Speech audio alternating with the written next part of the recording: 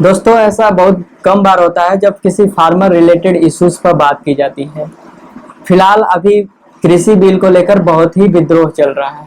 आखिर ये कृषि बिल होता कि विद्रोह हो रहा है, लेकिन क्यों हो रहा है?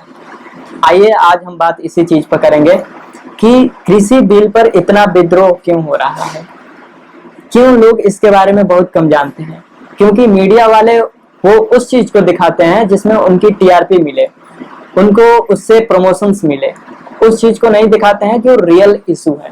अब कुछ फार्मर जो हैं, जो ज्यादातर उत्तर प्रदेश, वेस्टर्न उत्तर प्रदेश, पंजाब और हरियाणा के हैं, इस बिल को लेकर सरकार के अगेंस्ट में खड़े होने की सोची। तो इसके लिए उन्होंने भारत के ऑर्गेनाइजेशंस, जितने भी कृषि से रिलेटेड ऑर्गेनाइजेशन है, उनके साथ मिलकर सरकार के खिलाफ रैली निकालने के लिए सोचे। तो इसके लिए परमिशन मांगना होता है, तो स्टेट गवर्नमेंट से उन्होंने परमिशन मांगी। बट स्टेट गवर्नमेंट ने क्या किया कि कोरोना पैंडेमिक बताकर उस चीज को खारिज कर दिया। लेकिन किसानों ने इसके बावजूद भी रैलियां निकाली, इसके बावजूद भी सरकार के अगेंस्ट में वो गए।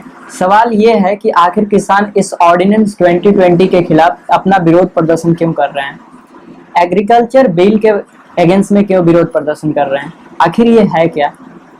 आइए हम इसके बारे में बात करते हैं। पहला जो ऑर्डिनेंस है, जो बिल है, एक्चुअली पहला जो बिल है वो है the farmer produce trade and commerce bill ordinance 2020। Basically जो पहला बिल है उसके अनुसार कोई भी फार्मर अपने प्रोडक्ट को एपीएमसी के बाहर बेच सकता है, उसको इसके लिए फ्रीडम दी गई है। और जब सेल करेगा तो उसके लिए उसको कोई फीस नहीं लगेगी, जो अक्सर एपीएमसी जो मंडी है, जो मार्केट है, उसमें एजेंट द्वारा फीस ली जाती है।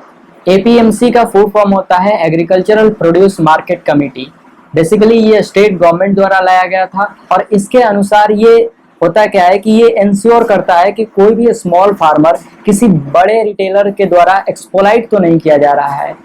अब ये जो स्टेट लेवल पर जो चीजें लाई गई है, इसमें होता क्या है कि एक स्मॉल एरिया, एक यार्ड का एरिया कन्फाइन किया जाता है, या जिसको बोलते हैं डिफाइन किया जाता है, जिसको मंडी बोला जाता है। अब यहाँ जो किसान होते हैं, यहाँ अपने प्रोडक्ट को लाकर बेचते हैं, और इसमें जो प्रोडक्ट खरीदता है, जिसको ट्रेडर बोलते हैं, उसको प्रोडक्ट खरीदने के लिए एपीएमसी के द्वारा लाइसेंस लेना पड़ता है। अब जो ये पहला बिल है, इसमें यही बताया जा रहा है कि जो एपीएमसी है, इससे बाहर बेचने, यानी तय मंडी जो है उससे बाहर बेचने की किसानों को आज़ादी दी जा रही है। मतलब फ्री मार्केट वाला कॉन्सेप्ट है। बेसिकली इस बिल के अनुसार कोई भी किसान एक स्टेट से दूसरे स्टेट में अपनी फसलें बेच सकता है। बट इसमें प्रॉब्लम क्या है, आखिर इसके पीछे क्या है कि जिसके कारण किसान इतना विद्रोह कर रहे हैं, इतना अगेंस्ट में जा रहे हैं?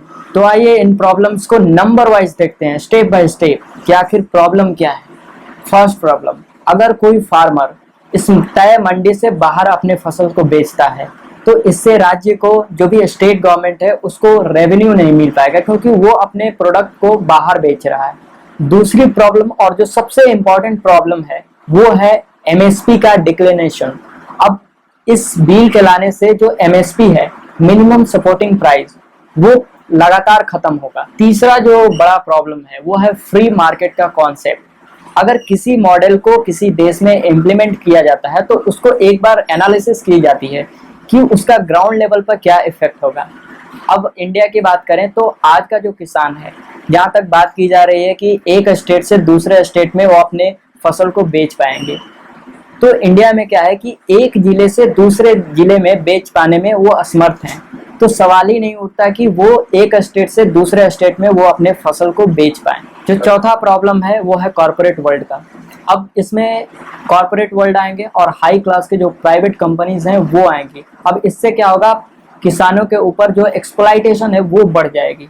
अब जो एमएसपी है, मिनिमम सपोर्टिंग प्राइस, वो लगातार डिक्लाइन करेगा। प्रॉब्लम है रेगुलेटरी बॉडीज का ना होना, जैसे एपीएमसी में होता है कि वहाँ क्या होती है कि ट्रेडर्स को लाइसेंस दी जाती है, बट यहाँ किसी कॉर्पोरेट वाले को लाइसेंस नहीं दी जाती है। और उस केस में एक और चीजें होती है कि अगर किसी कारण बस किसानों के अगर चीजें, फसल जो है वो खरीद नहीं पाई, ट्रेडर्स नहीं खरीद पाए, तो उस केस में क्या होता था कि गवर्नमेंट उस प्रोडक्ट को या उस फसल को खरीद लेती थी। जो दूसरा बिल आता है वो है द फार्मर एग्रीमेंट बिल 2020। इस बिल के अनुसार क्या होगा कि जो भी फार्मर अपने फसल को उगाएंगे या जो भी एग्रीकल्चरल प्रोडक्ट होंगे, उनको बेचने के लिए वो एक फिक्स्ड प्राइस तय होगा और उनके लिए उसके लिए क्या करना होगा कि उन्हें ट्रेडर्स, इंडस्ट्रियलिस्ट और जो भी बड़े रिटेलर्स हैं उनके साथ एक एग्रीमेंट करना होगा।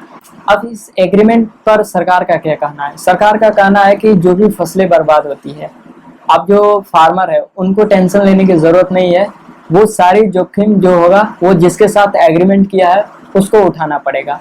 और इस एग्रीमेंट के अनुसार सरकार का कहना है कि उन जो भी फार्मर है उनको लेटेस्ट टेक्नोलॉजी और higher input, that means better input introduce किया जाएगा।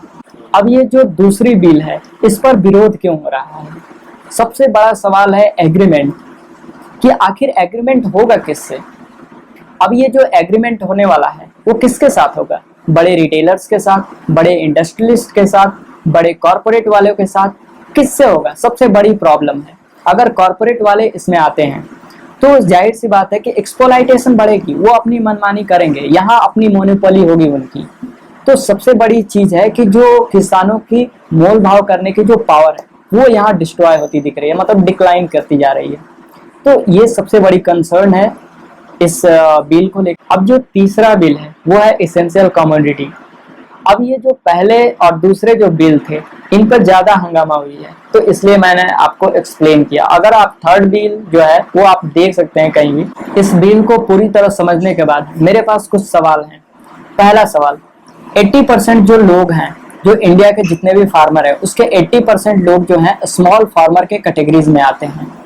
तो क्या ये जो फार्मर है, स्मॉल कैटेगरी वाले जो फार्मर हैं, क्या वो एक स्टेट से दूसरे स्टेट में जाने, जो अपने एग्रीकल्चरल प्रोडक्ट हैं उनको बेचने के लिए वो जा पाएंगे? क्या इस बिल के आने के बाद एमएसपी एग्जिस्ट करेगा? जो फ्री मार्केट का कॉन्सेप्ट है, क्या एक फिजिबल सॉल्यूशन है बिना किसी रेगुलेटरी बॉडीज के?